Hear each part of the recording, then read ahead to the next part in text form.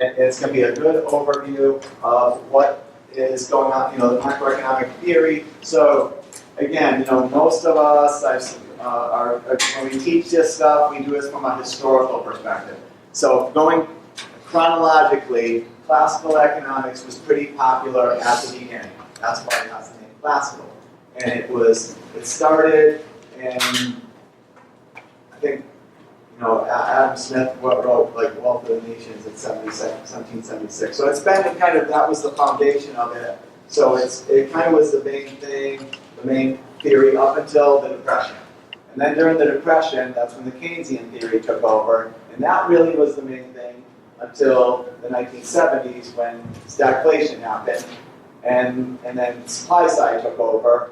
And then that was pretty popular for maybe a dozen years. And then it's become kind of this hodgepodge of different theories kind of put into one. So a little bit of classical, a little bit of Keynesian, a little bit of supply side, and it's all kind of embedded in this one graph that we're going to look at today, right? And so, but part of this, just before we get started, so I'm going to call it contemporary theory.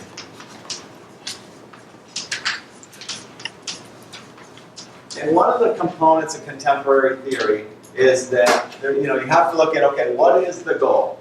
And I'm just going to start with this, and we'll do the graph next. But one of the main parts of contemporary theory is that there has to be, the conditions have to be right for the economy to grow, and the economy's supposed to grow without the government making it grow. Because we know, and you guys wrote on your last exam, that if it was up to the government to just keep hiring people, and whenever somebody didn't have a job, you're hired by the government, we know that doesn't work, right? There's so much evidence that can't be sustained. And I would say that, majority of you guys wrote that on your test, that it can't be sustained because where is the government going to get the money from? And if you look at statistically, if the government hires one person and pays them like $50,000, it costs them over $250,000 to hire that person. How? I don't know. But it's because of all the bureaucracy that goes into hiring and all the people that have to watch the person that was just hired and all the paperwork that goes into it, they're very inefficient when it comes to hiring. The private sector, it's obviously about 125,000 to hire a $50,000 person. So they're still not great, but it just costs money to hire people. Right? Because again, you have to have people above it and people below it. And so the government's inefficient when it comes to hiring. But temporarily, like Keynes said, it could work. Right? But for them to just continuously hire, it's going to cause the national debt to go up, or they're going to have to monetize the debt, which is going to cause inflation to go up. And if everybody's working, then that's going to cause inflation to go up anyway because everybody's spending money. So the market should clear naturally, and when the government needs to step in, they should step in. But as far as the government doing everything, we know it's just not sustainable. And all right, so but contemporary, sorry, I spelled that wrong. Okay, one of the things that has to happen here is that it focuses on interest rates. Okay, this is the main focus. And here's the deal, right? The goal of contemporary is to have a low interest rate environment.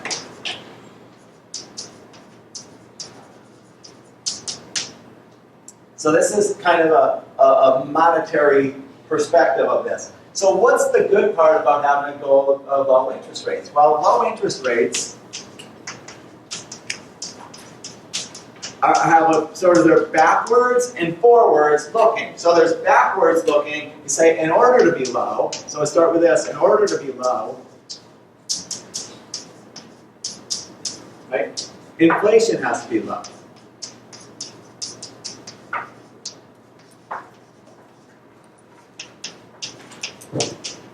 Because if you remember the Fisher's theory, right? It's this. And so it's the real rate is constant in Fisher's theory, so that's always 2 to 3%. right? And we can write that in. And then this is the market rate. R is the market.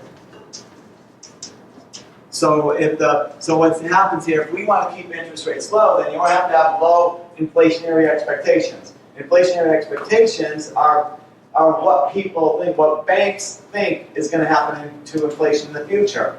Well, all this, there's so much that goes into this. So what goes into this inflationary expectations is like all of this monetary policy.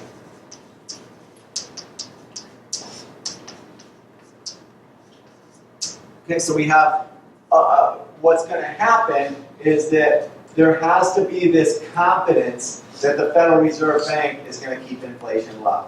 And that's why the number one goal of the Federal Reserve Bank is what's called price stability.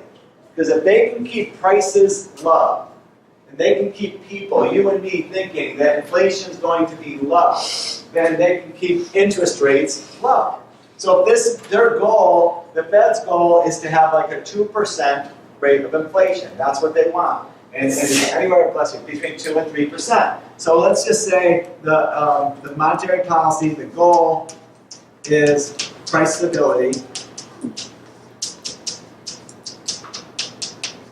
Okay, so their goal is to keep prices low. Well, why keep prices low? Because if you keep prices low, then people will expect prices to remain low. And if they expect that to be the same thing in the future, then you can keep interest rates low. And so this is a really important goal for the Fed. And if they get away from this price stability and start trying to do other things, like worry about the growth of the economy or worry about full employment, well, that's important, but they have to do it with the idea that this matters most to them. All right, so just, it's not on test, but let me give you a kind of a brief history, right? What happened in 1979 was this guy named Arthur Miller, and he became the Fed chair. And he was put in there, he was put into the Federal Reserve Bank office, and his goal was to keep, he put it what's called an interest rate target. So when interest rates started to go way up because inflation was going up. Inflation was going up because of oil prices going up. So oil prices were causing inflationary expectations to go up. It has nothing to do with the Fed, but this guy who was the chair of the Fed said, uh-oh, interest rates are too high, we're going to pump money into the economy, and we're going to put so much money into the economy that we're going to drop interest rates down again. And that's what happened. Well, what ended up happening when he did that is that the value of the dollar decreased by, I think it was 34% against current foreign currencies in an 11-month period. So the value of the dollar internationally just plummeted. And this guy, he was fired. He was the shortest reigning Fed chair in history. Right? He was fired because there's nothing that he was just doing the wrong thing. All he cared about was interest rates. And you can't keep pumping money into the economy because what happens if you keep pumping money into the economy? You get Venezuela. Yeah, you get Venezuela. You get inflationary expectations rising. So you're pumping money in to keep interest rates low, but the more money you pump in, the more inflationary expectations rise. So it's like I'm pouring gas on a fire. That's all they're doing, and you can't catch up. He couldn't catch up. So what happened? The next guy who came in, his name is Volcker. He came in and he had to change. He had to kind of fix this mess. And the way he did it is he started cutting back on the supply of money. So immediately he started to cut. And what do you think happened then? So now we're in a recessionary period. The economy is slow, and this guy's pulling all the money out of the economy. Yeah, interest rates were still going up. The Treasury funds, Treasury bills, which right now are about 0.2% interest, or 22% interest. 22%. So Volcker's first year was miserable because everybody hated him because he's pulling money out of an economy that needed money in it. But what happened over time is that people started to realize Volcker meant business. And so inflationary expectations plummeted. They started dropping. Everybody realized this guy is a hawk on inflation. And when they realized that, and this inflationary expectations went down, interest rates started to go down. And then when interest rates went down, the whole market popped back up again. So it took a few years, right? Because people didn't trust him and they didn't have confidence in the Fed after the miserable experience of the late 1970s. But once it happened, and once this was under control, guys, it hasn't been out of control since.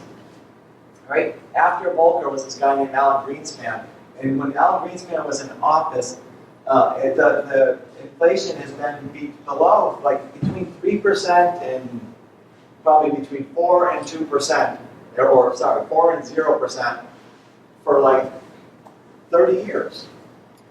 We're the only country that can actually say that. Not many countries can say we've had it under control like this for that period of time. So it's going really, really well, but it took us to go through a really hard time for that to happen. So let's insert this and say this should be about 2 to 3%. Let's just put 2.5%. And that way I'm going middle. Now that means that interest rates would be, just add them up, and that's 4.5%. We'll just say this would be like a mortgage rate, because that's about what they are right now.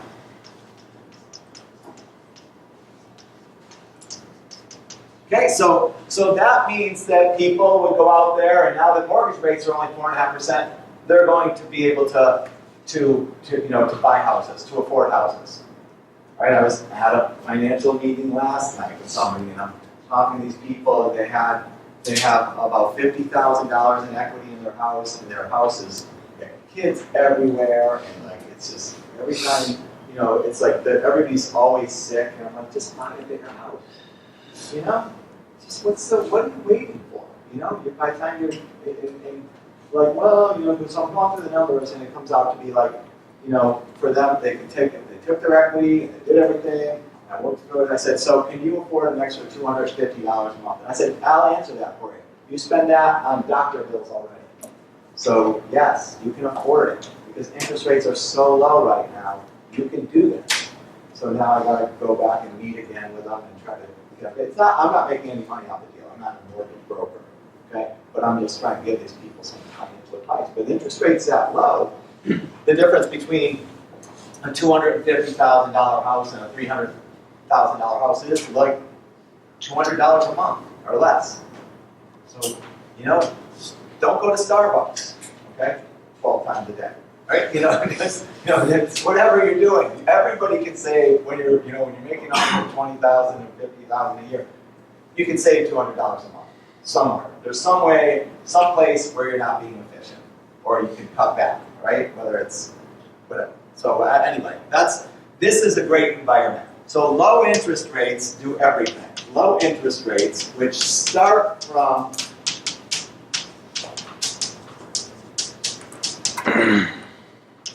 which start from the Fed and the people having confidence in the Fed, stimulates consumer spending and business spending.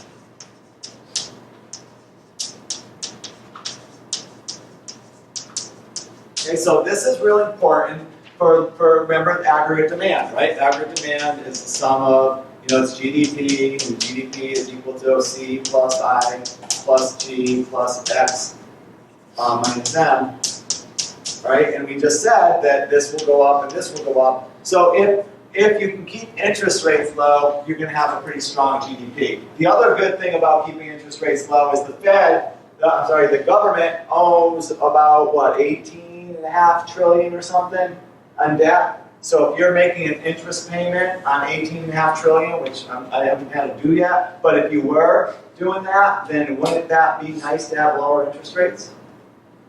Because a 1% difference on interest rates would save them, $18 billion a year? That'd be a nice saving. So they like interest rates being low. Consumers like interest rates being low. Investors like interest rates being low. If you can keep interest rates low, then you're going to have, that means that you're not pumping a lot of money into the economy, so it means your dollar is going to be fairly strong. So the only place you really kind of lose here is that if other countries are devaluing their currency, this might get a little bit out of whack, right? Because exports will go down and imports will go up, which makes things a little bit worse. But it's the goal. The problem with trying to attain this, though, is that when things get hot and consumers start spending, and investors if consumers are spending and borrowing, and investors are spending and borrowing, what's going to happen to interest rates? If everybody's running to the bank to get money, what's going to happen to interest rates? They're going to go up. So now you got to start this whole process again. So it's a balancing act. If they're too low, then people will run to the banks, and banks will get overheated, and the economy and inflation begins too, right? And because everybody's spending money, inflation goes up, demand for money goes up, so that's going to cause interest rates to come. So it is what they always, you're even on the national news, you always hear them talking about a Goldilocks situation, right? They don't want the economy to be too hot, they don't want it to be too cold. And it's a big thing for the Federal Reserve Bank, is they don't want things to be too hot, because too hot means inflation, too cold means recession, so they want to find the balance. The balance is to keep interest rates low, but it's not easy, right? Because the goal is, once interest rates are low, you would stimulate demand, and you can continue to grow at a nice pace. 2 to 3% is a wonderful pace, and if you can do that without having inflation, then you're at NIRU, right? That's what the NIRU is, the natural rate of unemployment. Nice steady growth, nice steady inflation, and low unemployment rates. So that is the goal. And really, right now, we're there. So now, and it's once you're here, then it's just a matter of keeping it there. And that's the part where the Federal Reserve Bank and the Congress, and Congress really doesn't get involved with this too much. They're not really doing things to stimulate the economy. It's really the Fed. By the time tax policies work, they don't do their tax policies. They tend to have short-term impacts. Government spending policies tend to have short-term impacts. This is more of a long-run approach. Okay, let's keep these things going long run. I'm not saying there's anything bad with lowering taxes or government jumping in at times when they feel like they need to, but I'm just saying those are like short-term fixes. Okay, is that cool?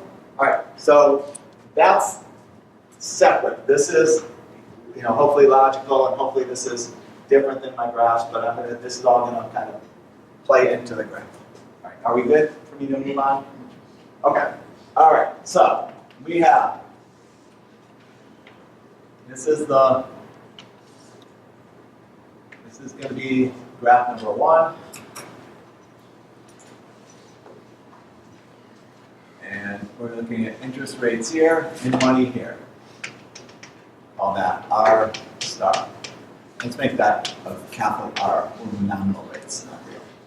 Okay, do that. And this will be demand for money, supply of money, right?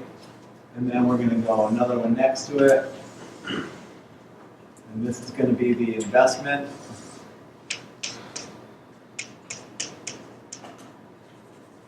And I'm going to put consumption on here too, just to be, but investment and consumption.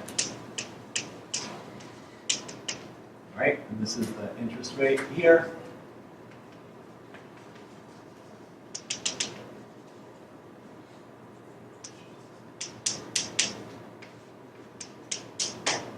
Okay, and then another graph here.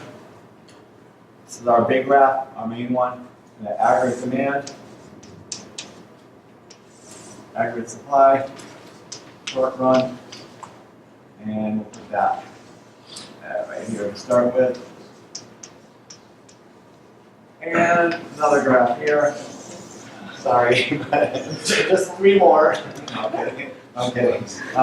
This is the labor market, demand for labor, supply of labor. And quantity of labor, wages here, and we're good. All right, so all these things do play together. So what happens here is, let's assume that the ideal spot, let's assume that we're here. All right, so everybody has these pictures. I'm going to tell you what the different markets are. Okay, this here is the money market. So in this market, what will be determined is interest rates and the amount of money demanded and supplied. You kind of look at this as like being your loanable funds market. All right, we covered that early in the course. All right, this is your this market here is going to be part of your goods market, right?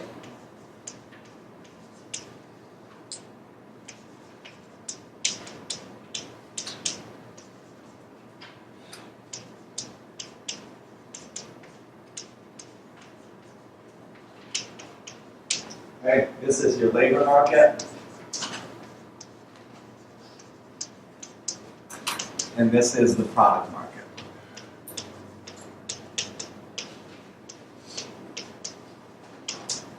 Okay? Or your product could be goods and services too. So what's determined in this market would be wages and number of people employed.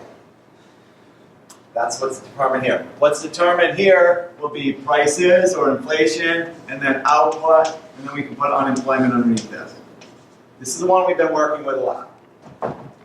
What's determined here is just the level of consumption and investment, and interest rates are given from the money market and then brought over here. Okay? So here's so here's how it would work, all right? Let's assume that we were here. And put the big line here. We'll say we're at aggregate demand 1, and we want to get to aggregate demand 2. So this is our starting point. This level here is our goal. We want to get to full employment GDP. So remember what I said before, right? This is the class where we're putting all these other classes together. So we've talked about full employment GDP being the natural rate of unemployment, or something known as NAIRU, and that's the where this level, it's like the level that we're going to revert back to. The economy naturally should adjust back here. If it's too hot, it goes that way. If it's too cold, it goes that way.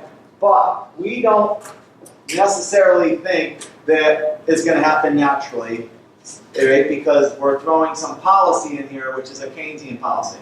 Right? A classicalist might just say, we'll end up back here eventually.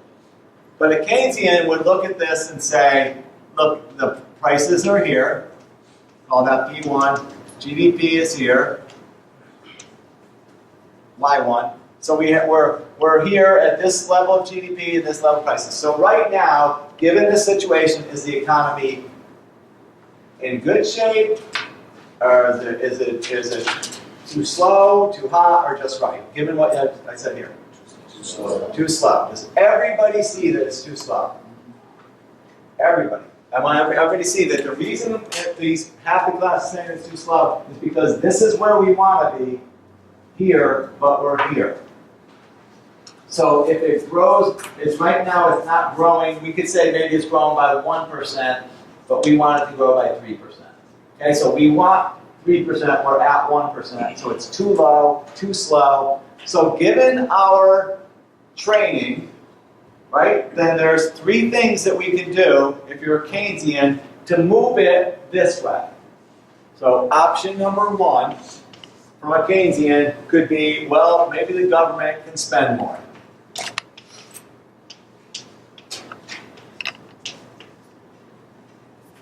All right, maybe government spending could go up. Option number 2.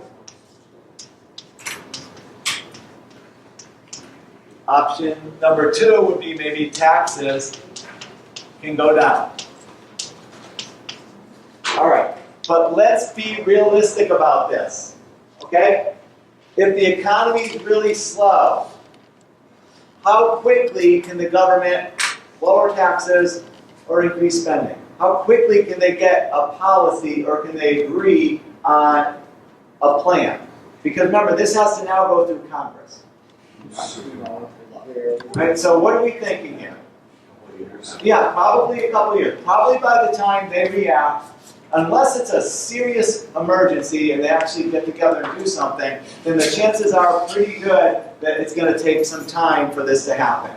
Right? So option number 1 and option number 2, we know will work, right? And I can walk through the logic with you guys and just say, all right, well, if government spending goes up, then that would shift the, that wouldn't have anything to do with this graph or this graph, but it would shift the average demand curve back here and life is good, all right? Or you could say, if taxes go down, then that'll increase disposable income. People have more money, they'll spend more money, so consumption will go up, and we'll end up at the same interest rate. So this whole line will shift over, and then average demand shifts, and we end up here. Right? That would work. Okay. Let's do the one that would probably be more likely. Okay. Let's say that option number 3 would be an increase in the money supply, and we'll walk through that one because this is more logical. And if you take a money and banking course, this is kind of what we do, in our theory section, right? So you walk through this whole thing, and what happens here is if there's an increase in the supply of money, then the supply of money line is going to shift to the right.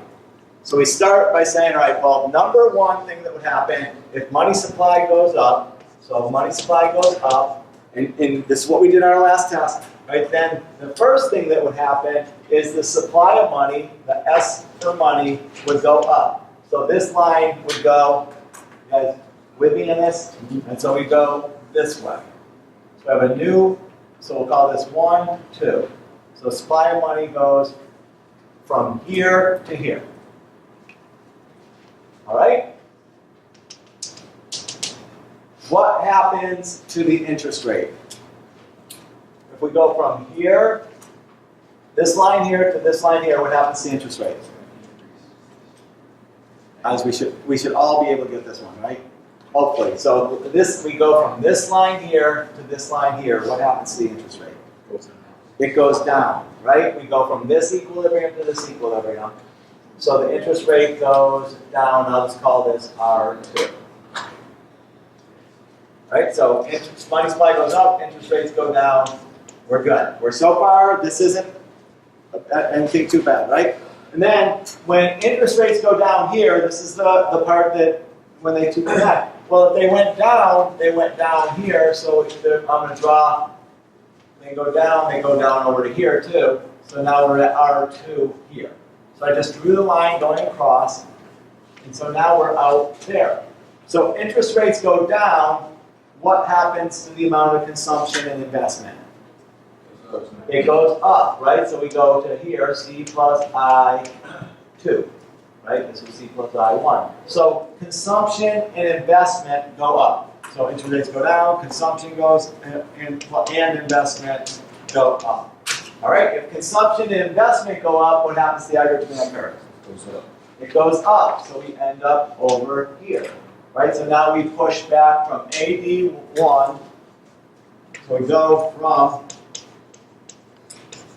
AD1 to AD2. So we go from this line to this line. Okay? All right, so now, since we were here, all right, I'm going to go. All right, so, but everybody's here so far. Now I'm going to do the labor market in a second. Is everybody okay here so far? Yes? All right, so we pushed it. So now we have 81 to 82, and then we can just say that moved us from here to here. So GDP went up, unemployment went down, and prices went up. So we went to P1 to P2. So unemployment, sorry, we'll start with GDP. GDP up, unemployment down, Hogan's Law, and then inflation up, right? Those two Phillips relation. Okay? Move the aggregate demand curve Phillips relation. Okay? Now, what happened is, let's see, oh, sorry, I should do this. We're like that. Prices went up. So, all right. So let's say now but what has to happen is that because there's more. Let's say we started here at labor force 1 or labor market 1. right? Remember, we weren't fully employed, right? We had labor market slack at the beginning, and that's why our economy was slow at the beginning. We can consume all we want. Consumption can go up, investment can go up, but somebody has to make those goods, right? We can go to the store all we want, but unless those goods are being made, then we're not going to buy anything. So we have to be, the labor market has to come in here and accommodate this market, all right? So here's what happens, all right, is that we have to find a way, we have to go from here and then go back this way. All right, so the labor market, so we have to get more people to work going from here to here. Okay, and so how are we going to do that? What will inspire more people to work? Right, so there has to be some sort of increase in the wages for more people to work, or like Keynes would say, what would happen is that more companies would hire these people, because what happens is the prices go up, and when the prices go up, so wages over prices, so when price goes up, the real wage goes down, okay? So that means that we're going from, and if we go real wages go down, we started here, demand, labor supply, then we're going to just work, sorry, I wrote this one wrong, but we're going to end up going, we're going to end up having an increase in the demand for labor because the real wages went down. Okay, so we started here at DL1, and we shifted here to DL2. So we won't go from DL1 to DL2 because real wages went down. So that inspired companies to hire more people. Okay, so that's the logic of it. All right, and so now we get and think about it from the other perspective. If there's more people buying cars, if there's more people, out there eating at restaurants, then the restaurants are going to hire people. The automakers are going to be hiring people. So the restaurant's going to be employing more, and that means their demand for labor will go up. The auto company is going to be making more cars, so their demand for labor will go up. So you get this increase in the demand for labor. So we started here, this is our first one, and we end up here. So now we're at full employment. We're at full employment. Okay, now if you like econ, then this is like a very just like broad overview, but like we teach an entire class, I mean I actually teach labor economics, we teach an entire class on the labor market. We teach an entire class on the money market. I'm not talking about like one class, I'm talking about an entire semester.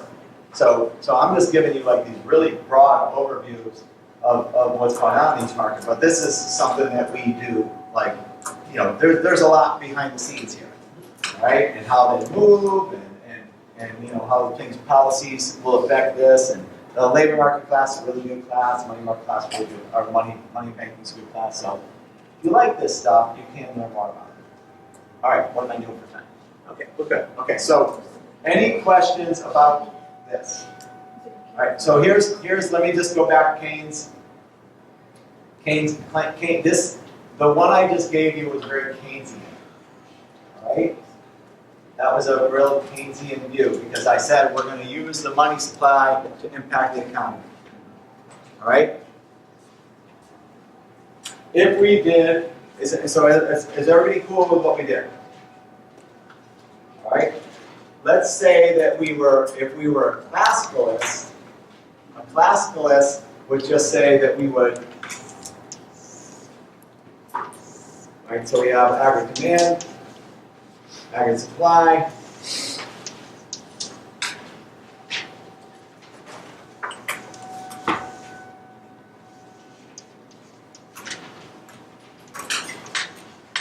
If it was a classical theory, in the classical theory, we basically end up the same place.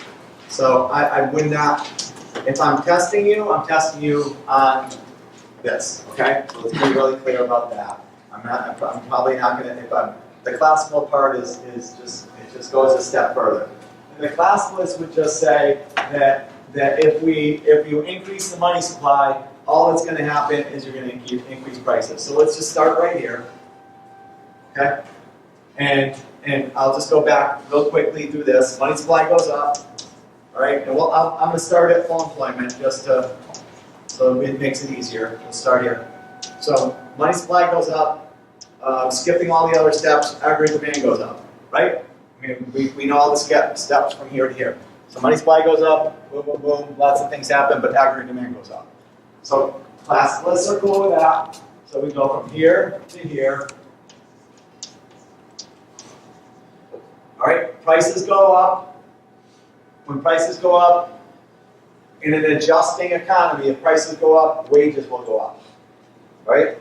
So if prices go up, so here we go, aggregate demand goes up, that causes prices go up. If prices go up, wages go up. Wages go up, aggregate supply goes down. So we go back right here.